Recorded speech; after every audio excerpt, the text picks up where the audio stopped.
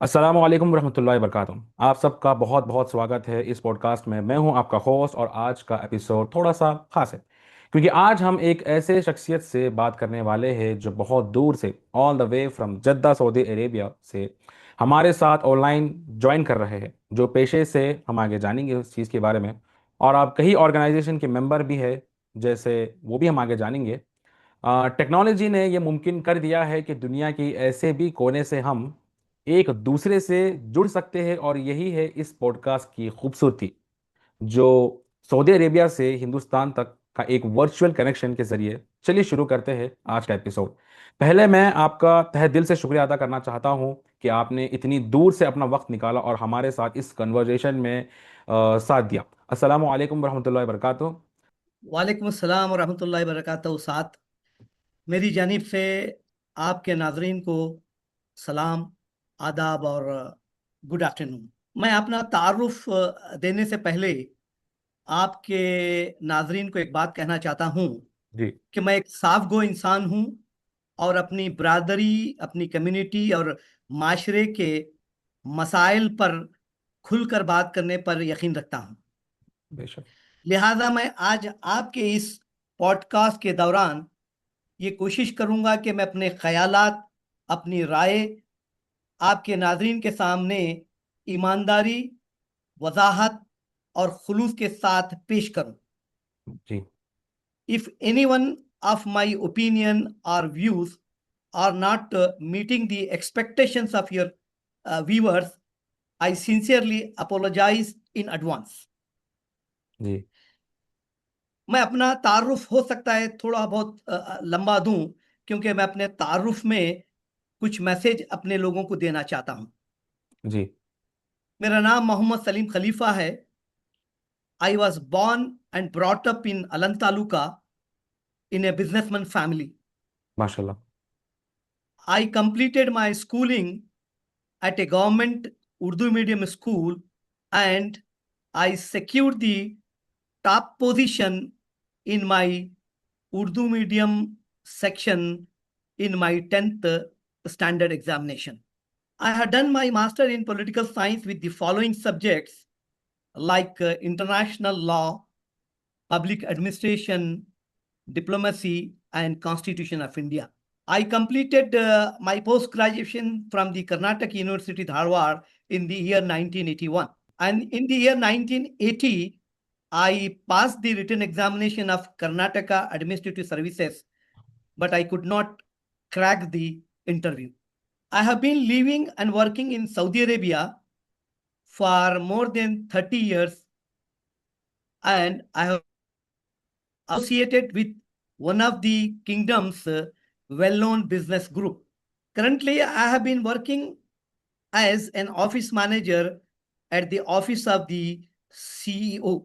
I have been also writing a memoir or a book with the title A Leader in Me. And the book will be around 150 pages.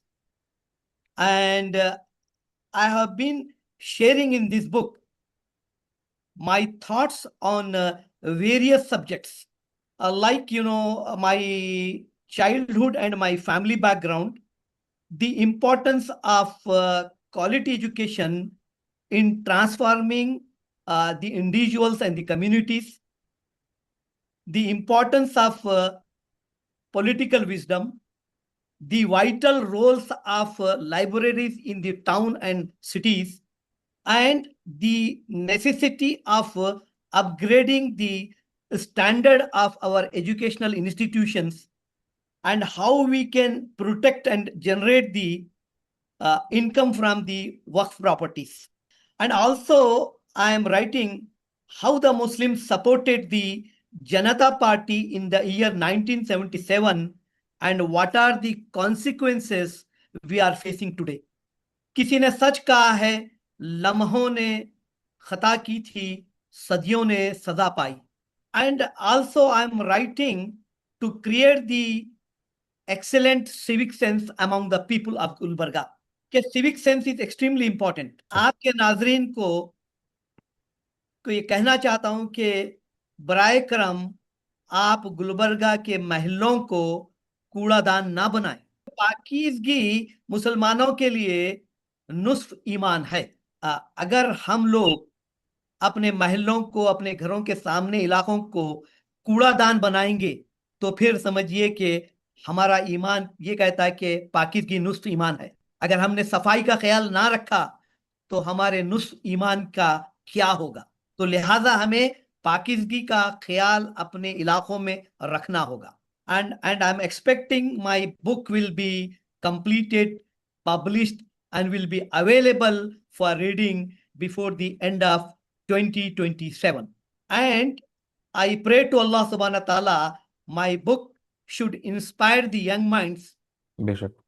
to pursue for the knowledge, uphold the moral values, build their characters, and participate in building the stronger nation and prosperous country, society, and community. तो बहुत अच्छा लगा हमके सुन के आपके introduction के बारे में, और आपने बताया कि आपने एक बुक लिखा जो यूथ लोगों को इंस्पायर करे, और हमको ये भी जानने के लिए मौका मिला कि पाकी आधा ईमान है। तो मेरा दूसरा सवाल आपसे ये है कि अक्सर कहा जाता है कि non resident NRIs, non non resident Indians NRIs अपने वतन और शहर की तरक्की के लिए फ़िक्रमंद रहते हैं और अपने आइडियाज़, तजुर्बे और रहनुमाई के ज़रिए हिस्सा लेना चाहते हैं।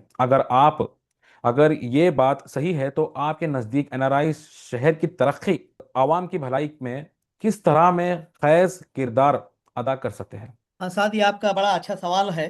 जी। और आप एक मौका मुझे दे रहे हैं कि भाई ये नाराज अपने ख्यालात का इजहार करें। जी। जी। देखिए, हम वतन से दूर होते हुए भी, परदेश में रहते हुए भी, वतन से हमारा लगाव है और वतन से मोहब्बत है।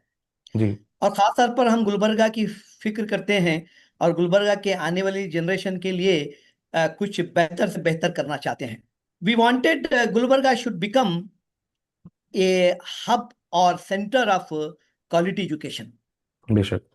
अगर हम क्वालिटी एजुकेशन बनाना चाहते हैं गुलबर्गा को, तो हम सबको, जो गुलबर्गा में रहते हैं उनको और एनआरआईज को, सबको मिलकर काम करना होगा। We have to make certain strategy, some agenda, and according to that agenda, policies, and strategies, we have to work together to make Gulbarga a premium educational centre in the coming 5 to 10 years। हम लोग गुलबर्गा को एक साफ सुथरा, smart और एक planning city के तौर पर देखना चाहते हैं। हम चाहते हैं कि गुलबर्गा एक एक मॉडल सिटी बने, जहां पर एक हाई क्वालिटी का इंफ्रास्ट्रक्चर हो, and the people of Gulbarga should get the basic needs without any compromising the quality.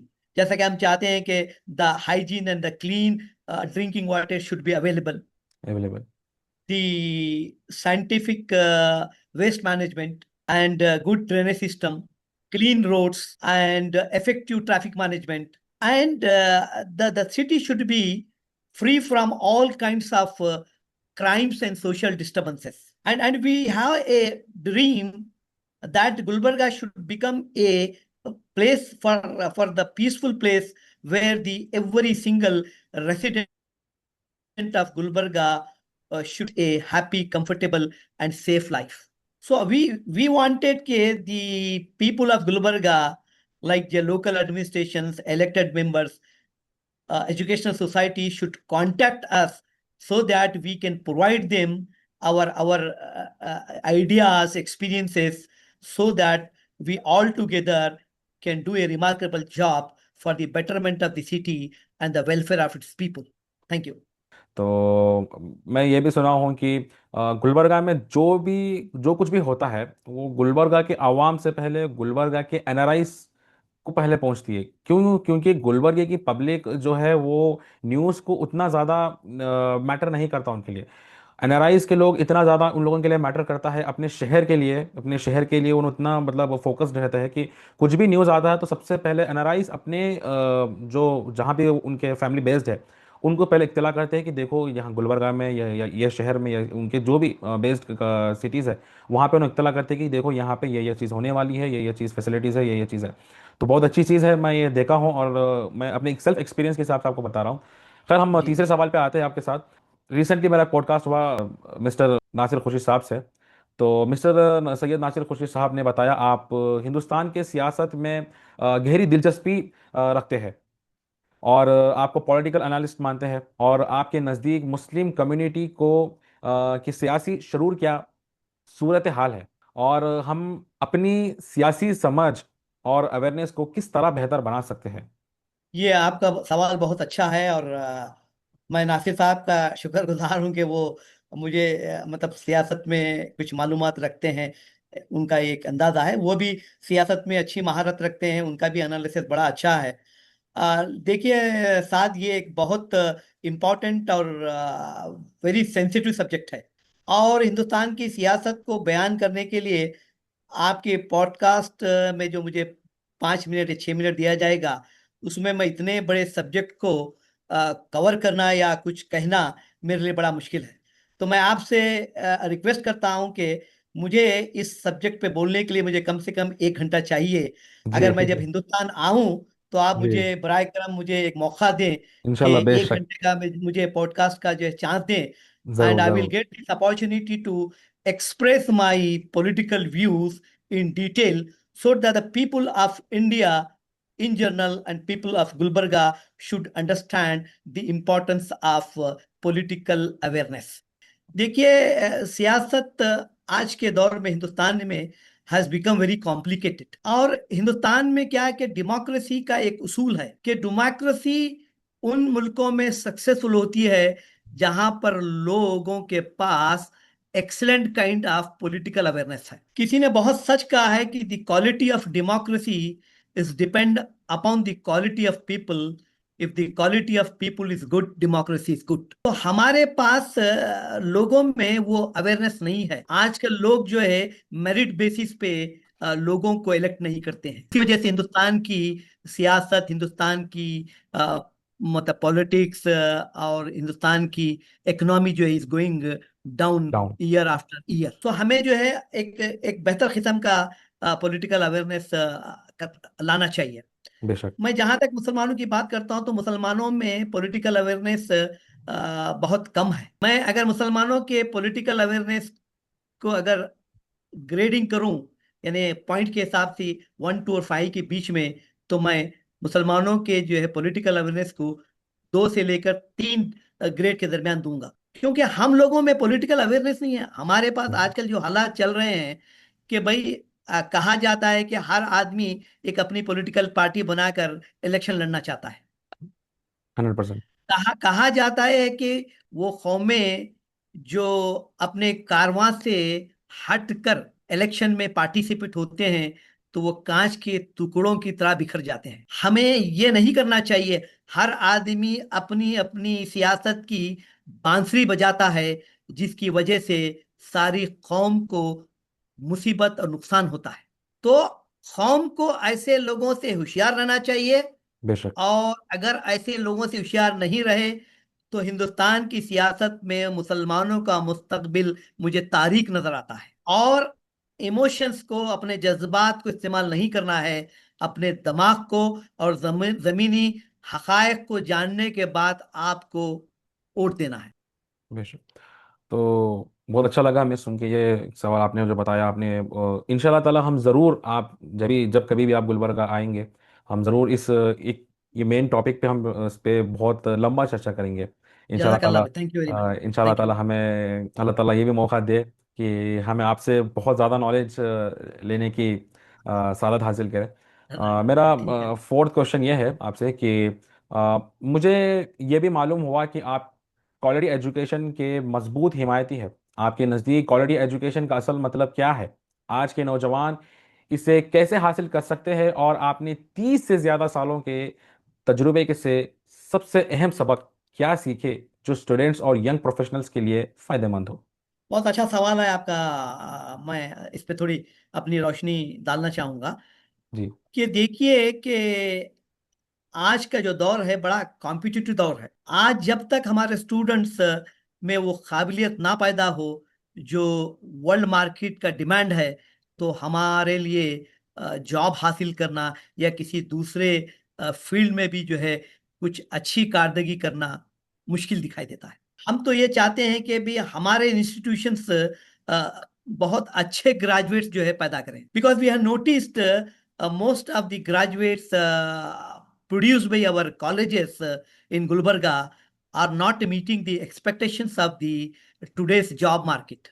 Therefore, our students are not able successfully to compete the world toughest competitive employment interviews.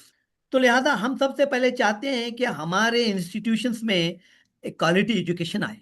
Internal departments के लोग या internal audits के लोग मतलब पूरा thoroughly inspection करके what ever they find the findings they should be available in the public domain for the public, ताकि लोग उसको पढ़ें।